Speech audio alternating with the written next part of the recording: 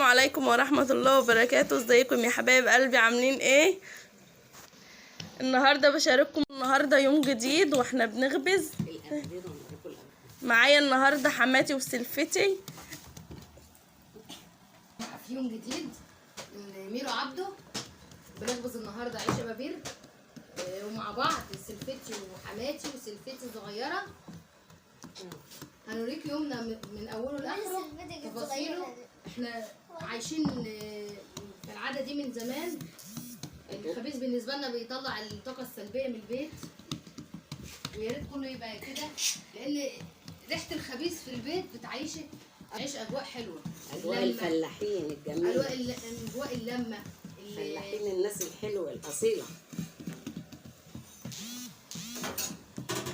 لما مقضيين على طول مع بعض، اللمه في الاكل في الشرب في كل حاجه. بس هي ايه الخبيز عندنا اساسي ليه؟ لان احنا متعودين عليه، عايشين على العيش ده، اتعودنا. الستات هي اللي تعمل الاكل والشرب والحاجات دي، نعمل العيش الفلاح ونعمل وكده، بترجعنا لايام الصفا. ربنا يصلح حالك وحال المسلمين، ايام الناس الطيبه، بتنسينا اللي احنا عايشينه دلوقتي، الضغوط والحاجات دي. الخبيز بيطلع الحاله النفسيه اللي مكبوته. ويا رب يخلي الناس كلها. يا جماعه والله نصيحه بجد، مش في الناس، حاولوا تلموا بعضكم وترجعوا زي زمان، تعيشوا. للاسف الناس نسيتوا في الظروف اللي احنا فيها دي. نرجع نخبز، نرجع نضحك. وجود العيش اصلا في البيت بيدي سعاده للاطفال، بيدي سعاده للي عايشين.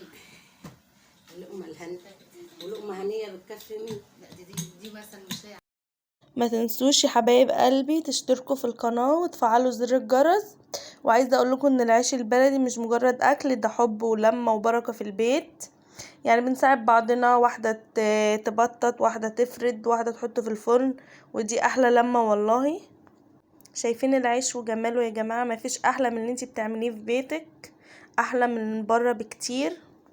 وريحة العيش يا جماعة وهو بيستوي كده ملهاش وصف، الريحة بتفتح النفس وتخلي الواحد يحس بالبركة والراحة.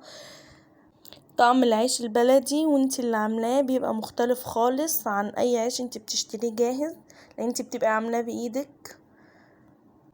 وبعدين لما بتاكليه كده بتحسي بايام الطفولة، لان اهالينا برضو كانت بتعملهولنا. يا ريت تكونوا استفدتوا وشاركتوا معانا اليوم. ما تنسوش تشتركوا في القناة وتدعموني حتى لو بلايك. مع السلامة.